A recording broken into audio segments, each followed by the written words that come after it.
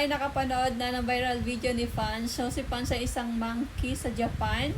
At sobrang na-touch talaga ako sa kanya. Kasi sobrang viral talaga niya, hindi lang sa bansa nila, kung hindi sa buong mundo. So, 6 months old pa lang siya, inabanda na siya ng kanyang nanay. Every time na lumalapit siya, itinutulak siya ng kanyang ina. Siyempre, siguro yung kanyang nanay ay nagkaroon ng depression. Tapos, bukod doon, lagi siyang binubuli ng mga kapwa niya monkey. So, talaga nung pinapanood ko yan, talagang, alam mo yun, yung pakiramdam ko, nalulungkot ako, naawa ako sa kay Punch. Pero, meron pa rin naman mga, yung zookeeper niya, siya yung nag-aalaga sa kanya. At the same time, pag lumalabas yung zookeeper niya, lagi siyang umakit sa katawan nito.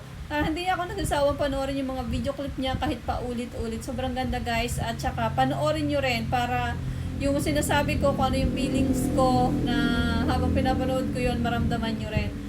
Every time na binubuli siya, lagi niyang kinukuha yung orangutang na ano niya, na stuffed toy. Tapos iniyayakap niya sa katawan niya. So nakakaiyak, 'di ba? Pag naiisip ko lang yung yung sitwasyon ni Punch.